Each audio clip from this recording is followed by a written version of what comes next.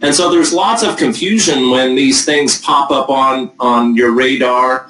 I think CBD oil would be no less confusing. And so that's what we're hoping to do is to remove some of this confusion tonight and allow you to have some clarity and some focus about how this might benefit you, how this might benefit your friends, how this might benefit loved ones that are suffering from severe conditions that they've tried everything in the book to deal with, and they're still in extreme pain or extreme symptoms of some sort.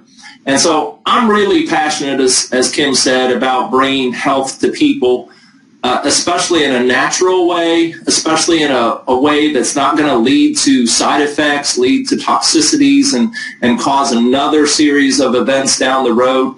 And I really believe CBD is one of those molecules and formulations that you can bring into your life and not worry about. So I want to talk about it because if you've dealt with the endocrine system before, or you've dealt with different receptor systems in the past, what you know is that when you take a substance like CBD, and it is a bioactive substance, then it can potentially downregulate your body's natural ability stimulate the same receptor sites. But the interesting thing about CBD is your body does not make CBD. It makes other cannabinoid, there's neurotransmitters that do not directly compete with the CBD oil. And so you are not regulating the body's natural ability to stimulate endocannabinoid system. So that's one thing that's super neat. And then as you'll see as we go through this, there is no toxic level to CBD oil. So you can take as much as you need almost, and they've not found a toxic level, and I'll reference that here in the future. The CBD, as I said, is a naturally occurring molecule in the cannabis.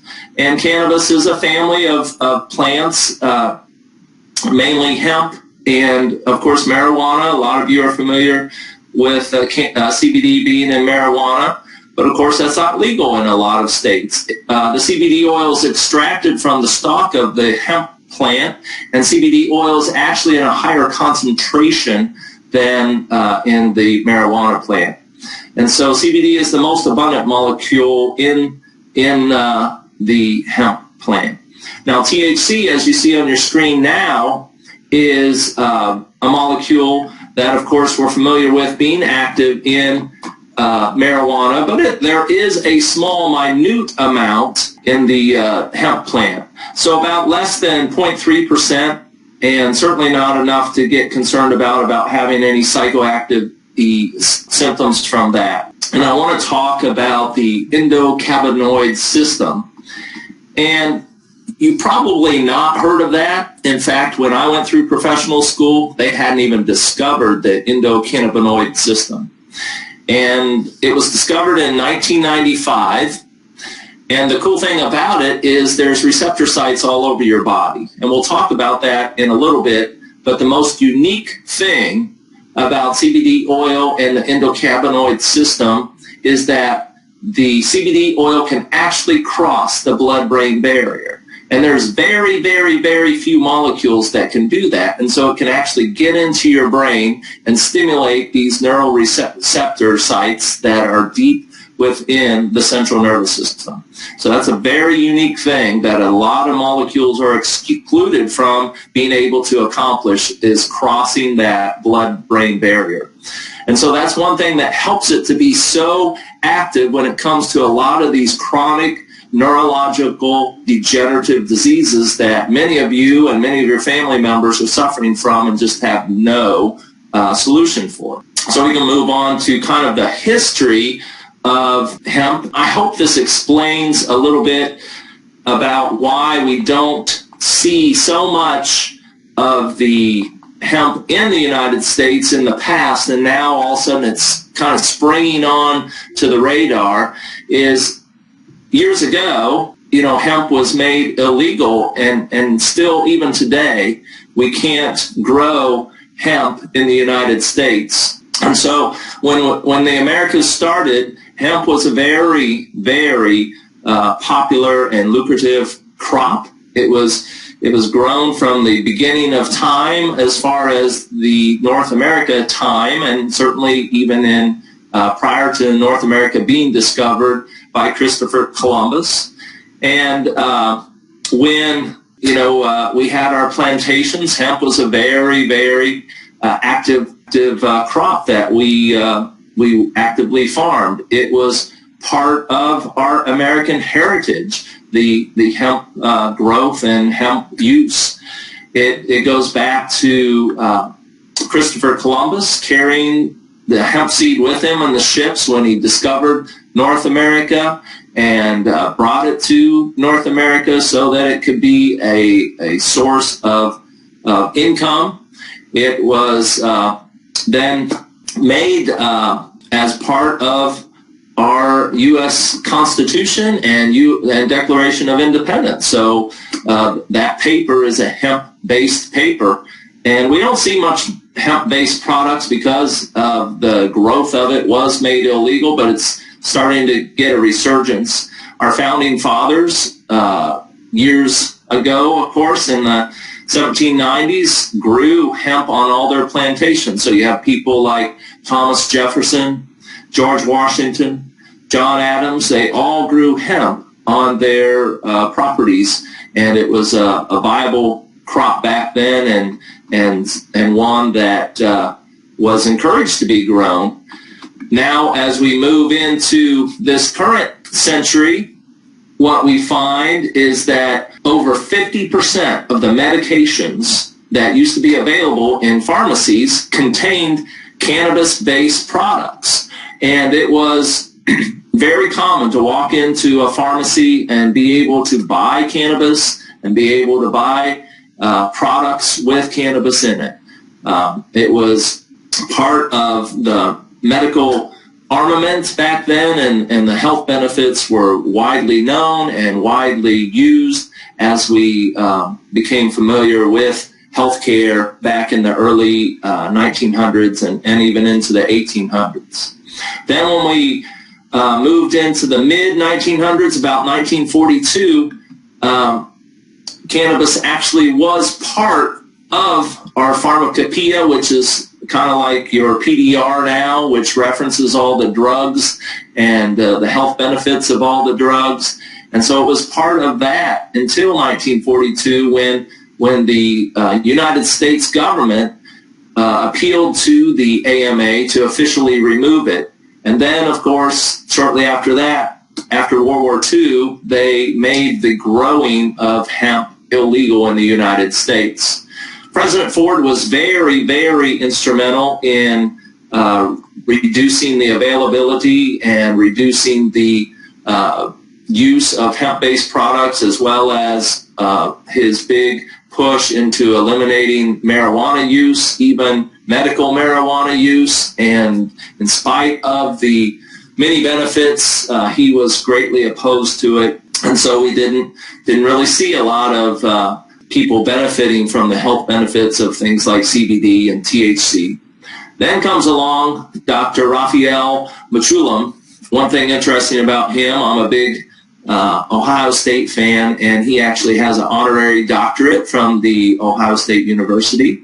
But he is considered the father of the endocannabinoid system, and he discovered the first neurotransmitter that stimulates the endocannabinoid system called anandamide. And so very intelligent man, but a lot of this research was not initially done in the United States because of all the suppression from the U.S. government.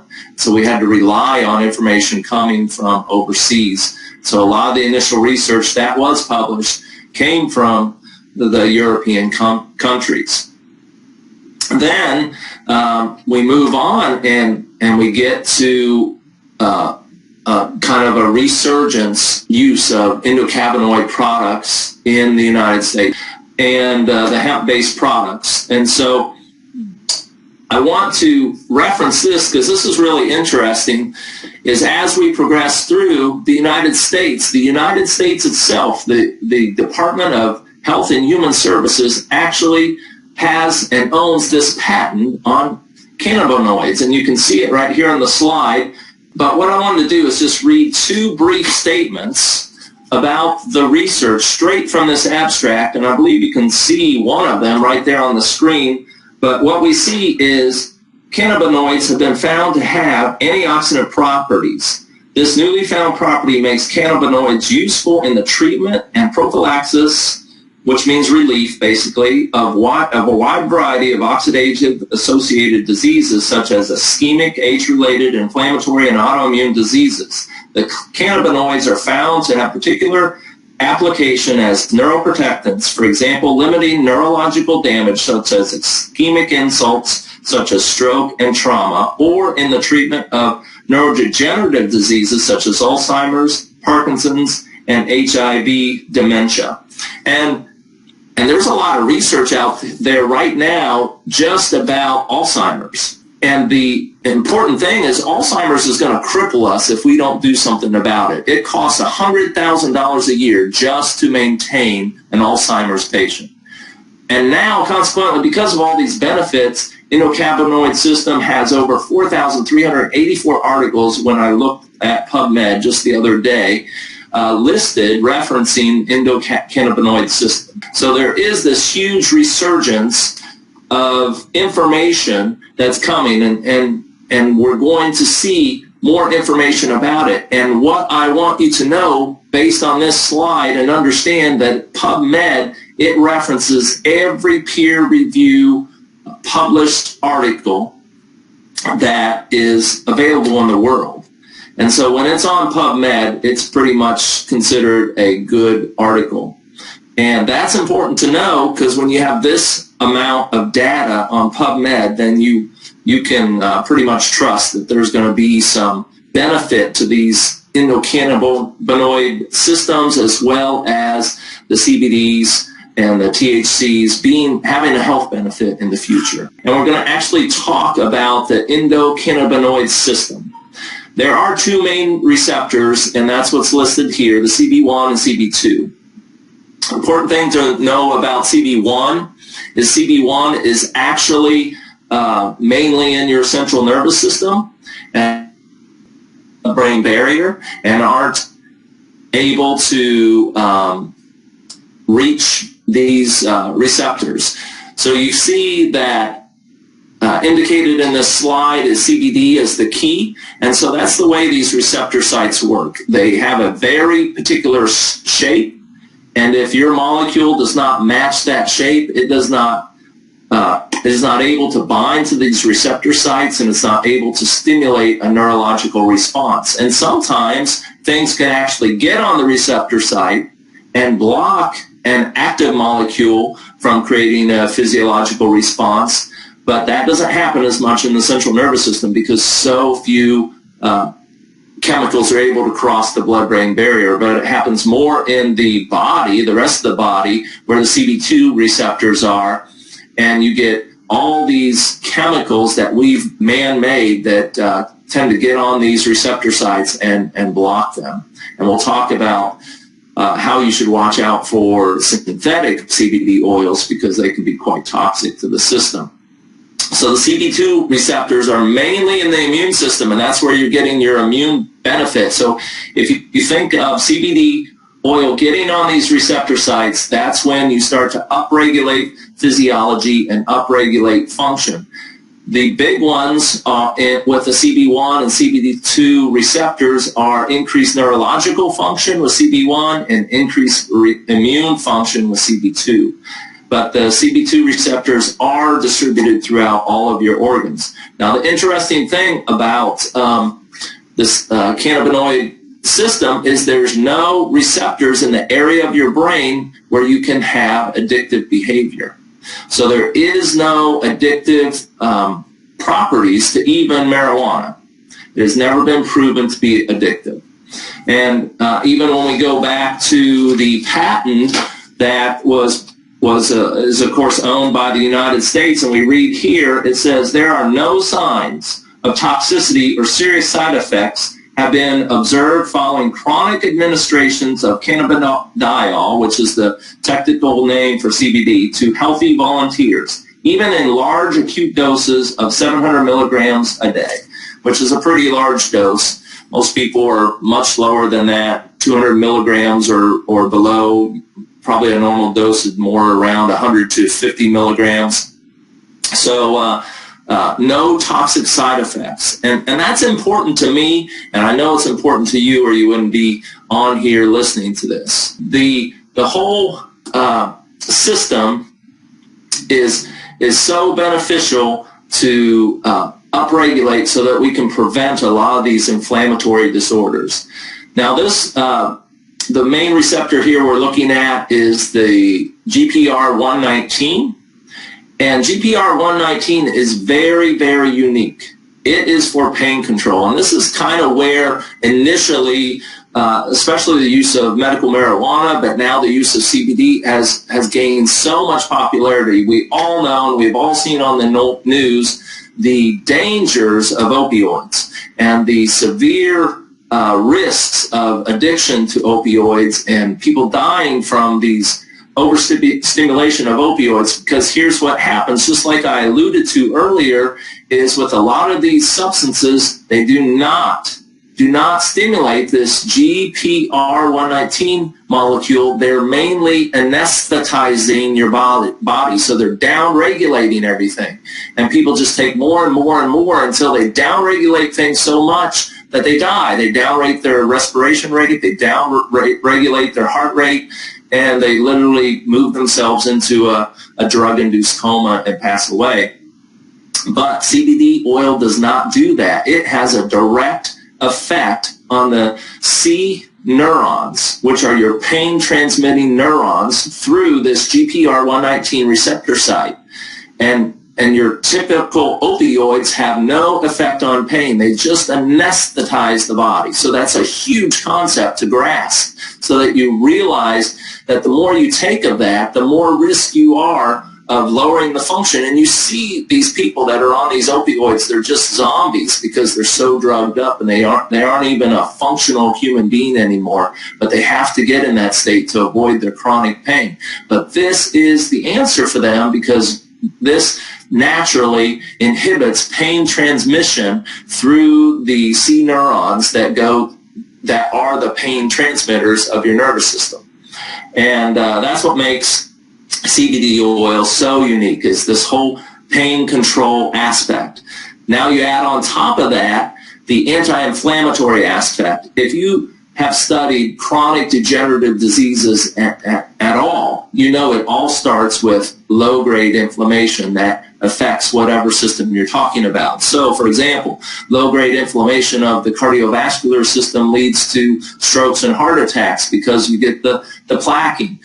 Chronic low-grade inflammation of the brain leads to Alzheimer's and Parkinson's because you get the plaquing up in the brain. And we could go on and talk about all the different systems and how that chronic low-grade inflammation ages the body. It ages your skin. It causes the things that we typically don't want to do. So CBD oil is known as the new anti-aging, anti-inflammatory ingredient that you can add to a healthy, health preventative wellness lifestyle. So you don't have to have symptoms to benefit from CBD oil. And that's what I want you to understand.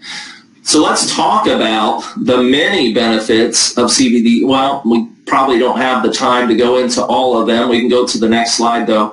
But I do want to talk about the varieties of cannabinoids. So you have the endocannabinoids. Those are the ones that are produced in your body. And we already talked about one of them. Then you have the phytocannabinoids. That's the CBD, the THC. Then you have the synthetic, and that's the bad stuff that you don't want to buy. And if you look down in the right-hand corner of this slide, that's some of the names. So if you're looking at a product and it has some of those names, you don't want to buy that product.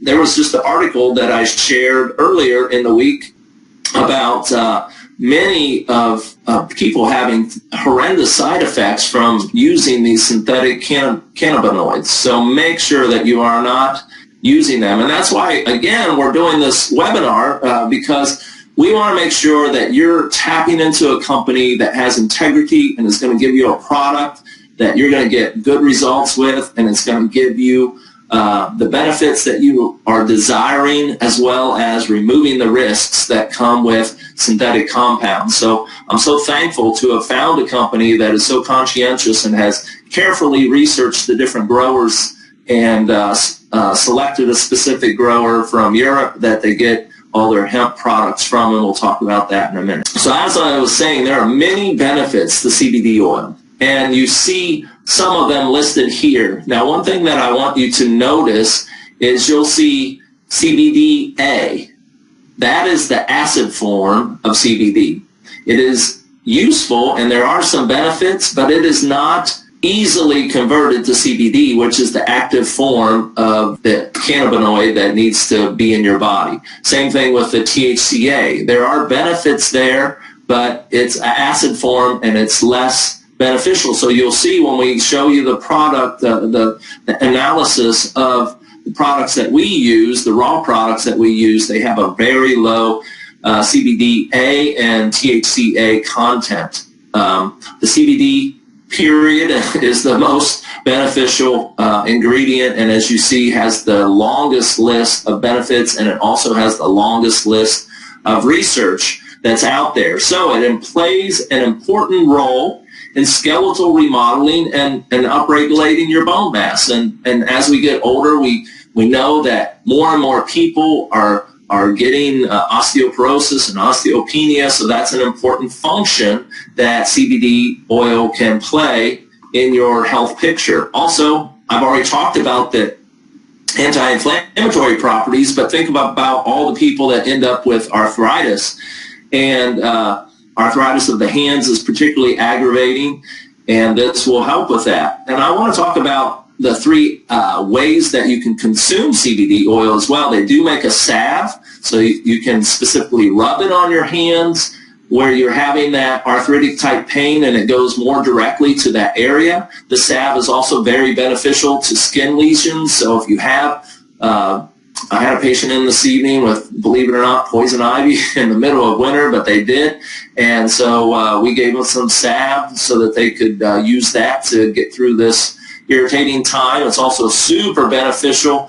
This time of year, I see lots of people's fingers cracking and getting super dry, and of course that's hugely painful. I mean, the salve heals that up virtually overnight.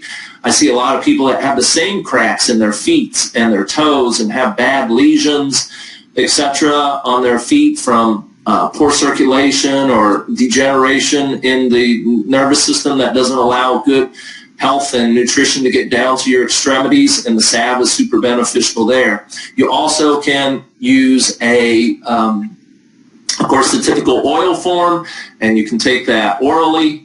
Best to do it under the tongue where you have the most neurotransmitters, and kind of hold it in your mouth a little bit and swish it around is the recommended way to do it. Also, they have a oil that you can put in an e-cigarette.